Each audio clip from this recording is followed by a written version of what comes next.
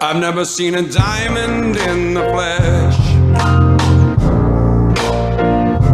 I cut my teeth on wedding rings. Dude, that's pretty cool. Man, that is On this that sad is a clown. sad clown. Proud of my address. Dude, that's pretty good. This is The Gloom, bringing you weekly interviews with F3 Omaha Packs, exploring their F3 experiences and finding those sticky elements that create the glue in the gloom.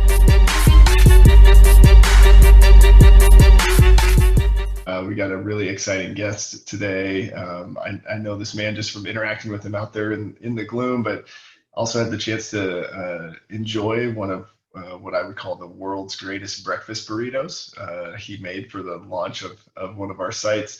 And I've also had just a ton of great conversations with him about leadership and parenting and how do we just get better at being a man for our family. So Grease Fire, great to have you on, and take us back to the beginning. How did it all start? Who aged you, and how did you get the name Grease Fire? Great to be here. Well, I wouldn't necessarily say the burritos are the best in the world, but thank you. I will humbly accept that compliment. But how did I get here? I was sitting at a friend's cancer remission party, IB cancer party. So sitting there and our kids are being crazy, and this guy chimes in about how we should make them do burpees. And that's going to be the way we get our kids to stop running around being crazy kids. And he should be the one to judge whether or not they're good, because he works out with these guys that do burpees all the time. So Biff sitting there, and my wife chimes in and goes, "Hey, when do you work out?" And they're like, "Well, in the morning," with a bunch of guys, and all of it's lining up for things that I've wanted to do in the past. And my wife's like, "Yeah, Chris will be there next week." I'm like, all right, I guess we're going next week. So I got the vote of confidence and the yes vote from the wife. I dove in all the way, which kind of took her by surprise. But the next Tuesday, that was on a Saturday, the next Tuesday at Cornhusker, went for a slow ride up the Pacific Pack Life parking garage over there. And yeah, that was monkey humpers all day long, and showing Genesis Health Club or whoever it is over there how amazing they could be working out outside and doing great things like OES. But yeah, that was first post. And I try to recreate that amazingness for people every year. So throwing some humpers in there every time I can. But the name, I was really out of shape, so I couldn't really breathe and I couldn't really think. And I was like, yeah, I'm a dad, got some kids, got a wife, and I work at the university in the kitchen. And that was about all I could think of. So they went with working in a kitchen. They called me Grease Fire. So luckily I haven't had too many of those in my life, but we've had some doozies when they come up.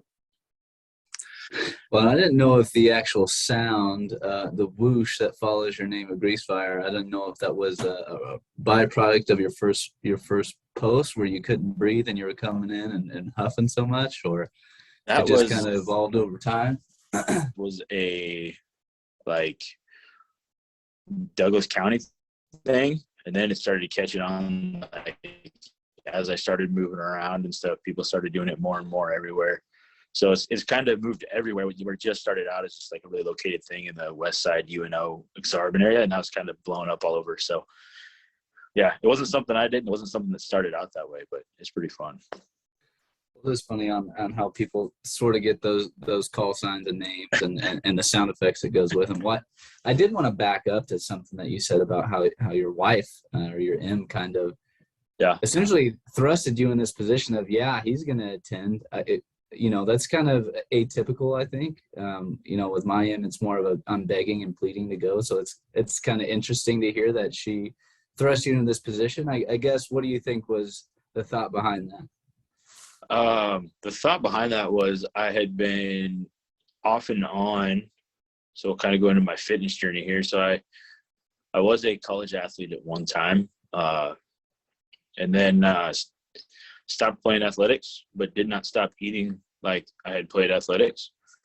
So I went from being a fit and trim offensive lineman to being a extremely overweight and huff and puffing dad. So those first couple workouts were almost killed me. I couldn't even run across the Elmwood Park up there for the first couple trips around that we did up there. So first times at Woodshed, I couldn't even run across the park. But so it's just been something we talked about. There's been a couple of times where I got together with a couple of buddies previously, and I'd do it early in the morning, and they weren't really in the fitness thing. They just wanted to hang out, stuff like that. But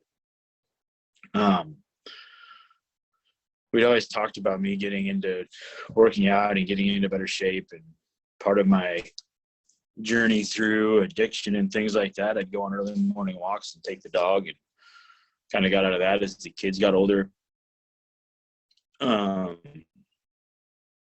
But it just kind of migrated into this thing where we knew that I had talked to her about accountability with the group, and having more than just myself going was a good thing to have for me. The pressure of having people say, hey, you're going to be here, right? So that was a good thing for me. And she's definitely the more vocal of the two of us. But I don't think she was quite ready for me to jump in as hard as I did when I did. She's like, yeah, he'll do it. And then about a couple months later, she's like, wait a minute, you're going like every day, and then you want to go another day, and then another day. And I was like, well, yeah, it's kind of fun.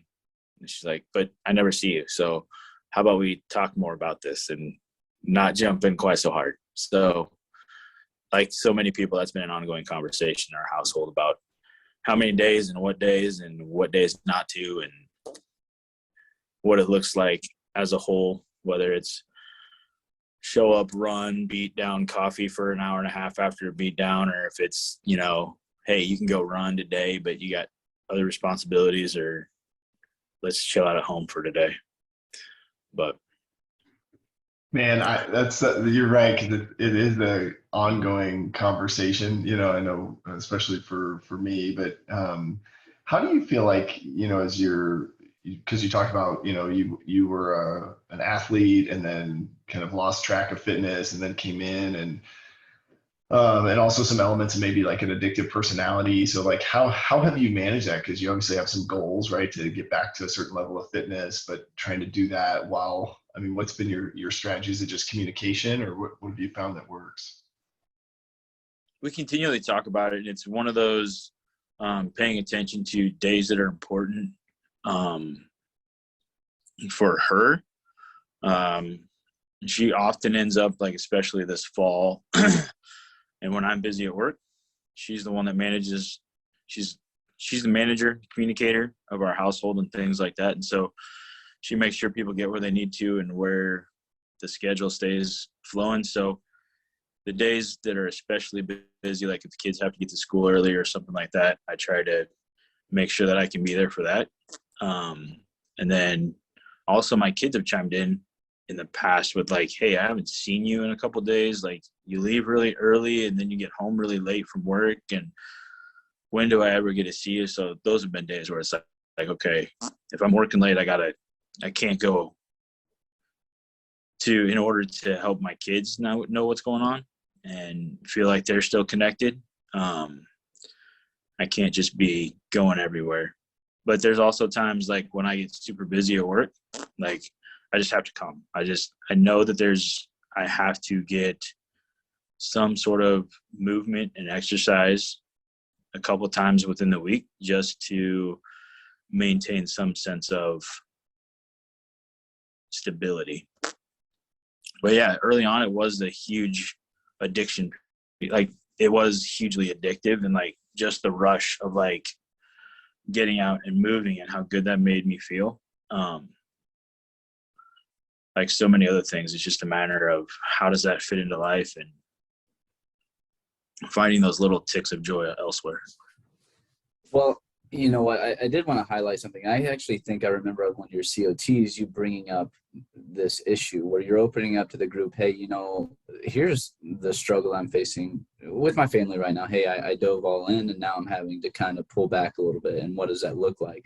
And so I commend you for, kind of opening up and putting that into practice.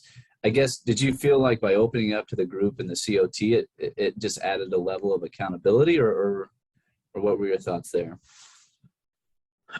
I think it's something we all struggle with. But it lended itself to accountability, but on the other side, and it also allowed for some clarity, because I know that there's a lot of people that you see, the question comes up like, why don't people post as much as they used to? Like, this guy came out and posted for 2 weeks and now he doesn't post, or this, that, and the next thing. And with as big as we are and as far reaching as we are, if you're not sitting there watching 10 videos a day, you may not know that people are showing up and stuff like that. So it's just kind of a level of accountability for me and a way to reach out to people that I know I may not always see all the time, or I may not always be in constant communication with, that like, hey, this is something that, this is important to me, but at the same time, I also have this concentrica that is really important to me as well. And that's like through recovery. My recovery started 10 years into my marriage. And so part of that is fighting for my family, fighting against myself for the good of my family. And part of me living third and living in that servant attitude is that it's not all about me. Man, I think that's phenomenal. And I admire you for just sharing that, because I think we never know what another guy's going through or has been through or what their goals are. And I can remember at times where I had to drop down to 1, post a week, and now I'm back to 4, and I was at 6, and, and so just the waxing and waning, but I'm right there with you that if I'm not fighting for my family, I could lose it, and I'm not willing to do that. Which, I think, it's cool that you're willing to share that story. I am curious though, so just kind of clarify for people, remind me, how many kids do you have? I have 2 kids, 12 and 9. It's a professor and a little chef. So yeah. So you brought them out, right? And how has that been? Because I think for somebody that that has girls, I can't necessarily bring them out, but I still get the question, right, of like, we're not seeing you enough, but has that helped at all, or what's that been like for you? It does help. It does help sometimes, just for them. They actually ask to come out more than I'm willing to bring them out, just because of school and the way it affects them waking up at 4:30, 5 o'clock to come to a beatdown. And selfishly, there's times where I can't do the things I want to because they can't, not that they can't, but there's the likelihood of them going through 2 beatdowns in a row or doing a pre-run and then a beatdown. They get a little tired about that stuff. So just managing like what that looks like for them too. But they love it. And it actually, Professor does cross country now because he came out to beat downs and stuff like that. And he loves running, and that's his thing, to just get it out. And so that's where he got it from F3. So I know that we had a discussion one time in the site queue Zoom that we had one time about whether or not we should bring 2.0s and how we should limit that and things like that. And my philosophy has been, if I have influences in my life that I think are good, why would I not want to expose my kids to those? And especially in a time when they're going through those same things. Like, I can look back to times when I was 12 and 9 and see how those instances and moments led directly to the situation in my addiction where I almost lost my family. So why would I not want to start my kids out with a better base than I had and know that, hey, you're not alone in this journey. There's a ton of other people out there with you. And your dad, I mean, I've had discussions with my kids that, like, you know, if you're in trouble, come to me. And I may not always be able to handle it, but I have people around me and I have a God that I can look to that's going to handle things bigger than me.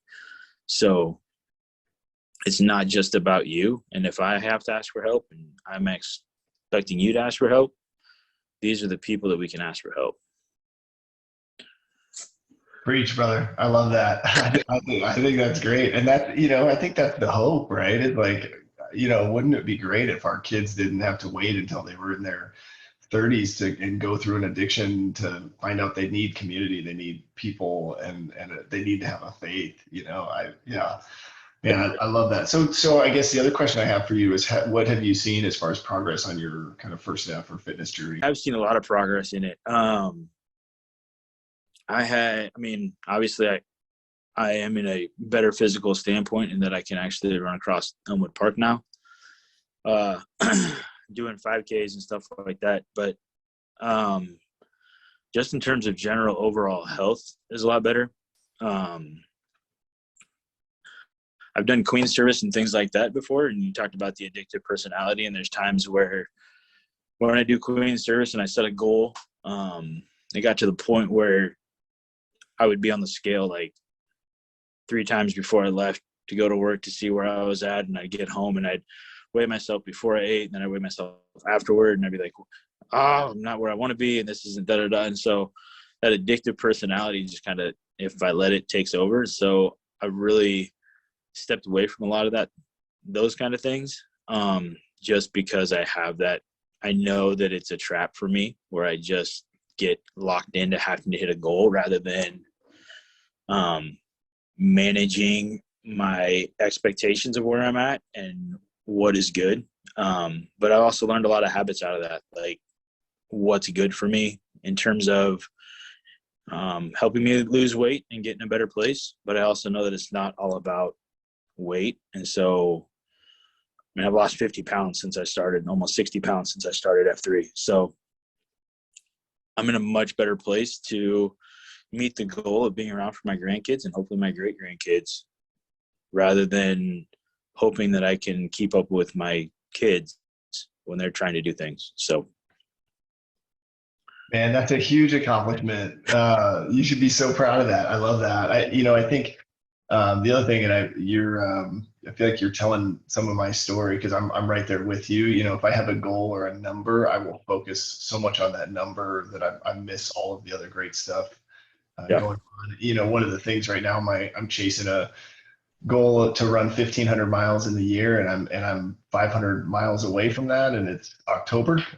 So I either need to run a half marathon every day, or I need to just recalibrate the goal, right? Because it's not going to happen, and I will get angry and frustrated on days when I'm overly focused on that, and it's good to know, right? Not everybody thrives in a program where the goals and numbers are so specific. But talking a little bit, because you mentioned community, you mentioned accountability, kind of brotherhood. What's been your experience with the second F as you've come into the group and maybe shared your story or found other guys that you relate to? What's been your experience there? The second F was really the fellowship piece is a piece that I crave the most about F3, and it was really like what I craved the most about working out. And even like some of my recovery journey, like the pieces that I found, the groups that I went to that were supposed to be about fellowship and like helping to learn those things, I was kind of jaded because some of those guys just kind of went through the steps, and those were the more vocal guys that just kind of showed up to go through the steps rather than actually implementing what was happening, or just to like cross off I got to do this, so I'm going to be here and I'm going to cross it off and check mark, done, moving on to the next thing so I can get back to where I want to be. And I saw that happen a lot. But in F3, the fellowship piece that's come along with that is the ability to just like know that people are going to be there. You know, shortly after I started, Nugent and Frosty pulled me out into like, hey, we're going to come run at Future on this day. Are you going to come with us? And it wasn't, are you? It's like, you're going to come with us, right? And I was like, okay, I guess I'll be there. So that really kickstarted a lot for me because I wasn't a big coffee person because when I worked, I used to have to be to work at 7. So getting done at 6:30, 6:15 really cut short the amount of time I could do coffee. But that was a huge part of the second F for me, just that time to connect and communicate with people, whether it was, hey, what are you going to do moving forward, or where are you at on this, or something like that. Just being able to dig deeper and know that there was somebody there to listen. Or when I'm running with Plague, a few times that we've run, and he just talked, and it was good. And I got out a couple yas because that's all I could get out, and it was great. And you know, just knowing that somebody else is going through it with you, whether they're feeling the exact same pain you are, or just knowing that they're doing the same thing you are. So, Man, I'm noticing a trend.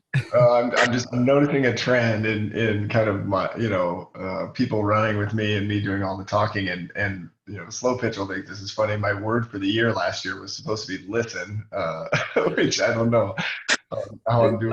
Aren't you reading a book? What is the philosophy of the book? Don't speak if you're not going to add any, or if you're just speaking to add something. I don't know. I'm not, but I should. No, I appreciate that, Greasebear.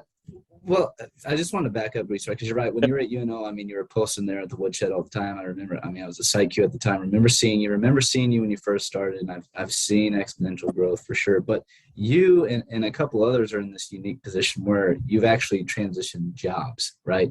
Yep. While you posted and maintained posting. And, your new job is taking you out to Pack Springs, further out west. I don't know where you live, but did that change your routine? And then if so, I'm kind of curious on how it kind of changed your interaction with the second F, and where you find yourself posting at new sites and interacting with new guys. Talk us through that a little bit. So that's interesting because I live in Gretna. So my first 3 months, I posted really hard around UNO just because I wasn't sure what the timing was going to look like and things like that. And then in January, as part of the ongoing conversation with my M of January the 21, I made a concerted effort to try to post more in Sarpy County so I could get an extra 10 minutes of sleep and still get to workouts and things like that. It didn't.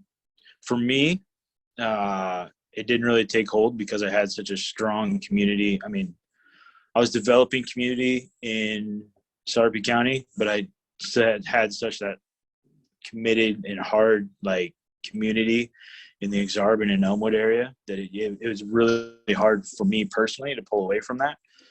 I just kept getting drawn back to it just because people would be like, hey, you're going to come do this? You're going to come here? And I'd be like, yeah, I'll be there. So I moved around a lot in terms of where I was at and what I've tried to do and how I've tried to do things. But it goes back to it's just everywhere I go, it's the same feeling. If I could stick with it for 3 or 4 months, I'd probably develop the same kind of relationships that I had, in those other places everywhere. But there's always something going on. There was that January, I was trying to do kind of an unofficial khakis challenge where I got around all the different sites. And for some reason, in Thursday, Othello had scheduled people that mattered to me at Futurama every Thursday in February. So I was like, well, screw this. I guess I'm just going to be a future guy for the rest of the year. But I moved around and things like that. So it's been a journey where that second F has really pulled me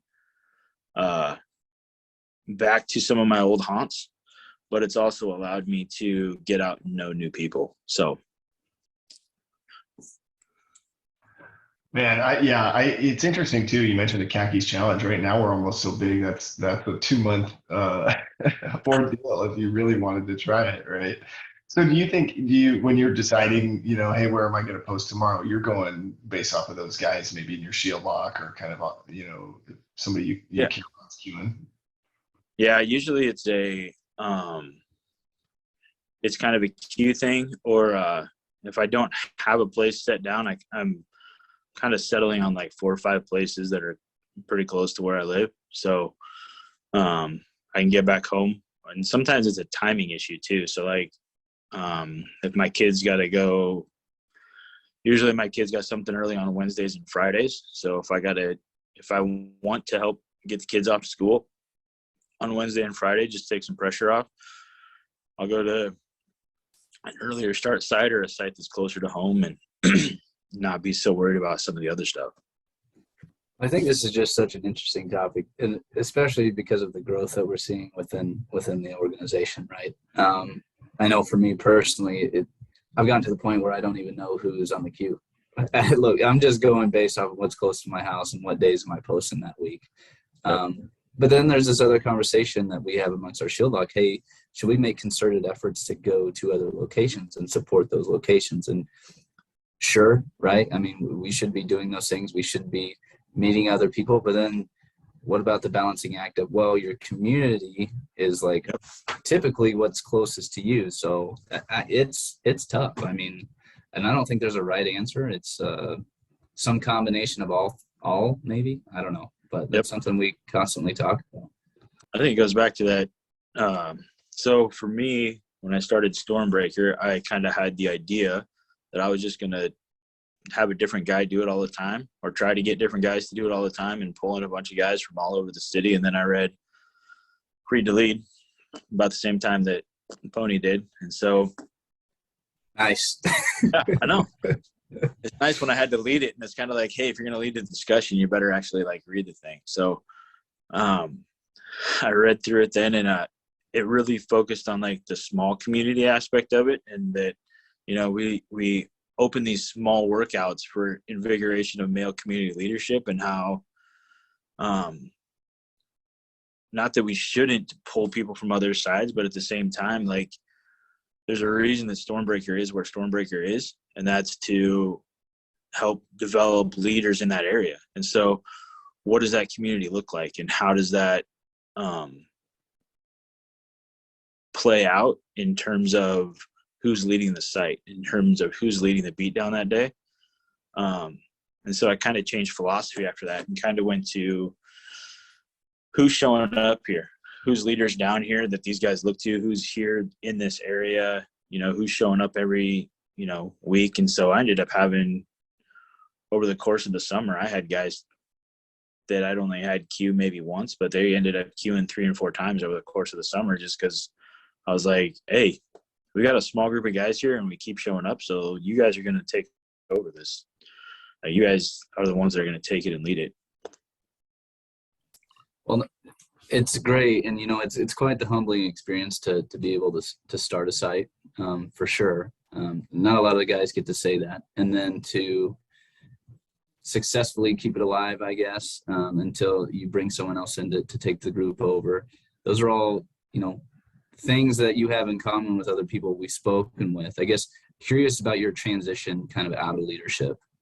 I don't think leadership necessarily stops just because you pass the flag off, but I mean, it can change. You're no longer throwing people on the calendar. You're not bugging people for their info when they're at F&Gs and stuff like that. But what has been your experience since transitioning out? That was one thing, like end of July and through probably early September, that I was struggling with, just in terms of like the personal, like, I don't want to say personal boost, but like the ego boost that came with me in a site queue, and then the humility of handing it off to somebody else that they were supposed to take over. I will say there's some, like, you get a little bit of political clout you get to throw around. Oh yeah, I'm the site queue here. Whether it actually means anything or not, but yeah, I mean, it's like, hey, it sounds really cool, so it makes you feel good. But going back to what I think really pushed me into being a site Q and help people, like what people saw in me and what I feel like is my real calling. I am the state. Like part of my thing behind Stormbreaker is when we started it, Sarpy was known for being a bunch of runners. And even now when I run a 9-minute mile, I'm still the 6. So, and breathing like I'm running with plague, but they still kill me. But it was a place where somebody could come and they don't have to run that 9-minute mile. They can be the 6 everywhere else, but when they come to Stormbreaker, they're not going to be left behind, right? Not that they're left behind anywhere else, but they're not going to be left behind. It's a place where they just come and be themselves. And I think that that's one thing that I've really come back to is leading that 6 and being the person that conscientiously and on my heart is that person in the back that I want to bring up, and I want to let them know that they're still seen. Because I think that that's one thing that happens it happened for me a lot. I mean, being the last one picked, necessarily, I wasn't always the most athletic guy, but, last one picked or last one, always the guy at the end, gets left behind. And that can have some real effects on whether or not you come back the next time. And sometimes just having that guy to run with you or just stick with you, even if it's half a step ahead of you, at least they're there with you. Yeah, I love that. And because I think picking up the 6 is something that we, it's easy to forget about, especially if the whole group is running at a certain pace. And then, but you got to make sure, like, if a new guy shows up, right, somebody's got to stay behind. And so I think we've seen a lot of these, especially like the Murph is one of those workouts that's really intimidating, especially for a guy that's never done this before. So I love that. And just to comment on your, kind of the previous discussion about proximity, right? Impact is, the statement from Q source, right? Forcible contact is proximity initiated by movement, and proximity is really required for any sort of impact we're going to have on a sad clown. And so I do think serving the people in that community is key. You've mentioned a couple times, and I know faith is a huge part of your journey, and I want to get your thoughts on faith, but also curious if you'd be willing to share maybe your journey through addiction recovery, if that's something you're willing to share, and just kind of how faith and all of that ties together for you. Yeah. So my addiction is not the typical drugs and alcohol kinds of things, but it is a relational one in terms of sex and pornography. There was one point in my life where I probably spent more time than anybody would care to admit staring at a computer. I would, when my son was first born, we'd sit down and we'd watch Backyardigans. He would watch Backyardigans and I'd be flipping through my phone.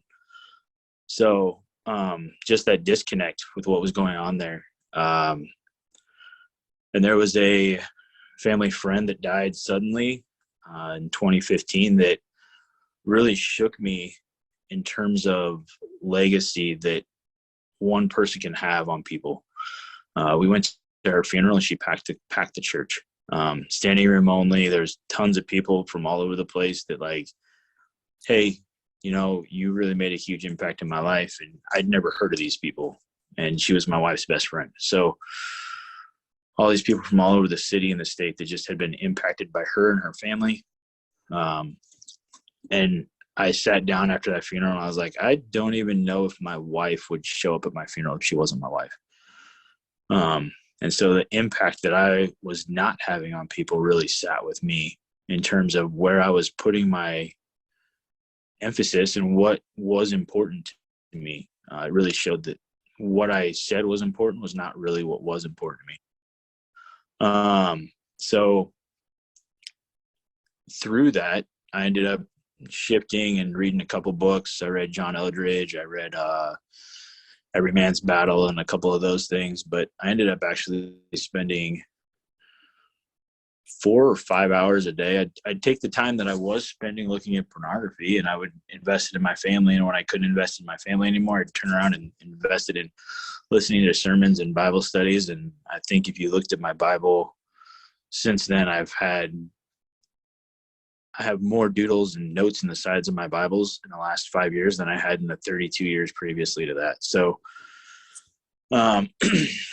really invested in that relationship.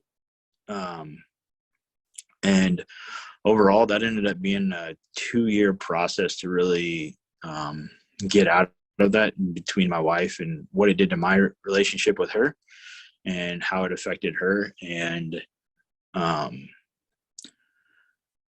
it affected me. And so there was a point where I was no longer in the house and I could not have any influence on my kids. And so that was huge for me, to not have any influence on my kids that I was given charge over. So through some other things, we ended up having a huge reconciliation, and we had some people over to our house that my wife had a really weird spiritual experience one night. And we had some friends over that came and prayed over our house. We had a counseling session that night where we couldn't even sit on a love seat together and be within proximity of each other just because of what was going on between us. But in the matter of 2 hours of these guys praying over our house, we were able to stand in our front living room and hug each other and, discuss some really hard topics. So faith is a huge thing for me. It's a huge thing for our family. And I'll talk about it if people want to. I know it's a really touchy topic.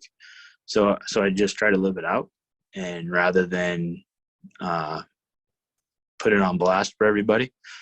But yeah, so my faith walk has been one that has got me and my family through a lot of things that we would not have made it through on our own.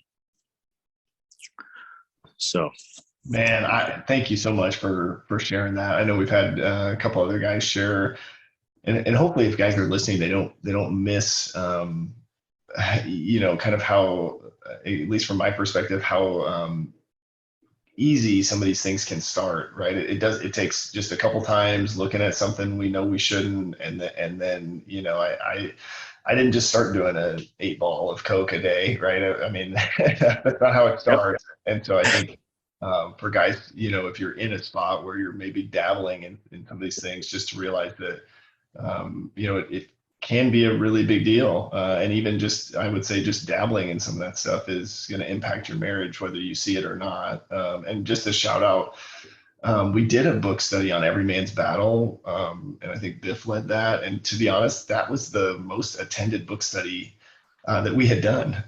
And so, it's clearly something that we're all aware of. And so I just love you bringing it to the forefront as something like, hey, we can't overlook the importance of talking about it as men, and especially men that have kids, right, that might, Yep. get the same type of thing. So thank you so much for sharing that. I love your story, man. Yeah, and I didn't want us to miss either his invitation, right? Hey, I'm willing to talk about it if you need to. I'm not going to belabor the point, or I don't need to tell my story, but if what's resonating with you and you need to talk, it's an invitation to go talk to Greasefire. I love that. I appreciate that so much.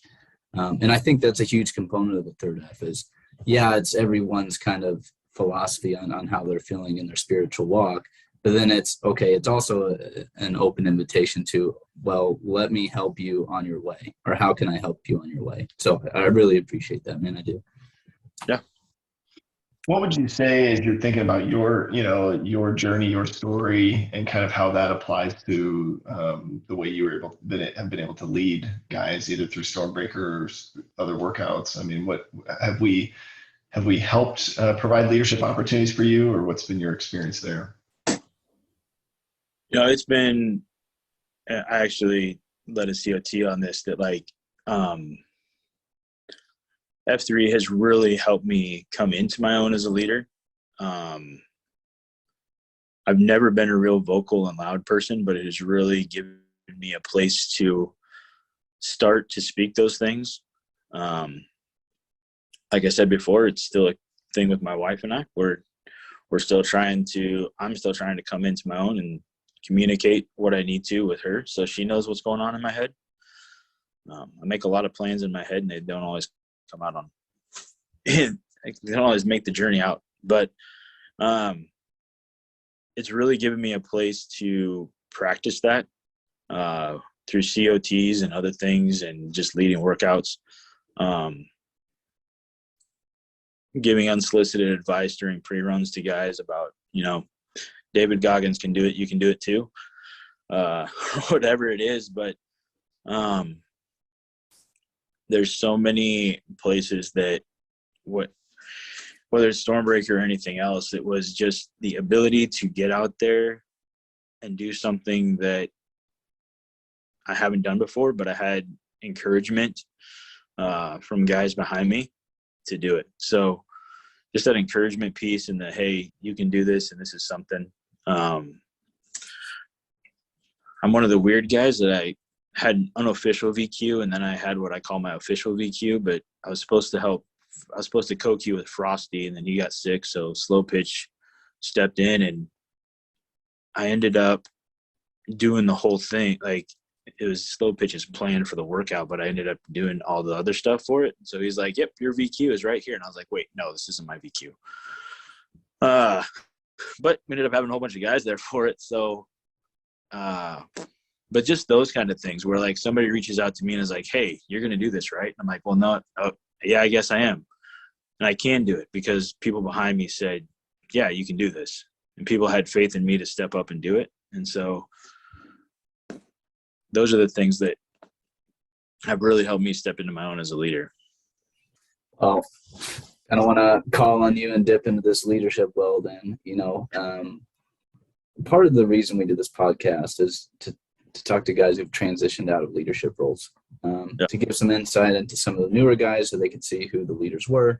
I guess to encompass both of those, I'm looking for some advice that you give to the guy that may be transitioning out or has left a leadership role. So, new guys stepping into leadership, lean into the people around you. There's somebody that put you in that spot, whether it's a first F person that stepped in and was like, hey, you can do this, or it's somebody that, a site Q that stepped up and was like, hey, your VQ's this day, or, when do you want to get on the Q schedule, or whatever it is. Lean into those guys, if nothing else, or the guy that brought you out. He may have set it up as a workout thing to get you out here, but there's a leadership piece in there too that he knew that you could use and that you could excel. So there's that piece. And then transitioning out of leadership, I think that I don't know that you ever transition out of leadership. I think that there's things that are instilled in you through having a moniker like Site Q or First FQ or Nantan or whatever it is that somebody, puts in front of your name. And those aren't necessarily, it's just a recognition of what's already there. But seeing those things, getting back to seeing what those things are, and really stepping into what got you to where you are. I think that that's where you can take the skills that you learned through your leadership opportunity and continue to push forward into those things that you've already been good at. I think that sometimes we focus so much on making our weaknesses strengths that we don't take the lessons that we learned from our weaknesses and add them to our strengths to make them stronger. So I'm not going to be the vocal guy that runs around and does all kinds of stuff. I'm not going to be a 6-minute mile guy. There's some guys that might disagree with that and say that I could get there if I wanted to. I don't want to get there. But I can take the lessons that I've learned from more vocal guys, or my time where I was asked to be more vocal. I can take the lessons that I've learned from my times when I've been asked to push myself physically, and I can take those and apply them to places where I know that I'm strong, and that I can do things that I didn't think I could do before. Man, that's so well said. And you're spot on, right? I mean, this is the idea of like go deeper into that comfort zone and continue to grow on those things with all of the different ways you're learning. Yeah, I think that's awesome advice. I am curious, something that we has become my favorite question is really maybe putting the focus back on you and trying to just learn where you're at today. What, if a guy sees you out there in the gloom, where could we be praying for you, giving you encouragement? What's something we could be doing for you? Right now, where am I at? I am at a place, like I said, where I'm coming off of that ego boost. And I'm slowly starting to find my place again in F3. And I think that's probably the biggest thing that we all deal with. And with the job transition, I had a job transition this year. We're in the middle of a religious home transition. Our church home closed in early spring, and so we're in the middle of trying to find another place to kind of settle where, what does that look like? Do we find a place that's important for me? Do we find a place that's important for my wife? Do we find a place that our kids feel comfortable? Like, what does that look like for our family? And giving up the flag and just finding all those different places that, the change is so good. Like, change can be good sometimes, right? But at the same time, it also brings with it a lot of like, well, this was my comfort zone and now I'm not there anymore. So how do I fit into this next phase and where do I go next? Those are questions that always kind of flow. I mean, you could, Christmas is coming. How do I fit into Christmas with my family and how does that look and all those kinds of things? But for me, that's probably my biggest thing is like, where do I fit in the grand scheme, and how do I not get wrapped up in a name or a goal or a title or something like that, but I still allow those things to push me and make me better. And how do I continue to be a good PAX, but at the same time still focus on my Concentrica, on my M, and on my kids, like, and not get caught up in the guys that are posting 5-6 days a week and doing all the things and traveling everywhere and doing all the stuff and, knocking it out of the park in their lives and knock it out of the park in my life, Yeah, man. We'll be praying for clarity, alignment, and focus, right? Something we can be praying for you on. I do want to affirm, just want to affirm you, Greasefire. When I hear your story, I hear a man that has really strong faith and a guy who's been really resilient. I hear a story of an overcomer, and I also hear a story of a leader. And I do believe that you are all of those things. So it's just, I'm really grateful just that we've had time to talk to you and learn from you. And I know for a fact that guys listening to this, all 10 of them, no, I'm kidding. all of the guys that take a chance to listen to this will really appreciate you just being honest and sharing your story. So just thank you. Really appreciate it. We will do a little Namerama. Sound good? All right. Sounds good. Start us off here. Brandon Fleary, 36, The Plague. The Plague. I'm John Weber, 31, Pony Express. Hey. Chris Beathy, 38, Greasefire. Greasefire.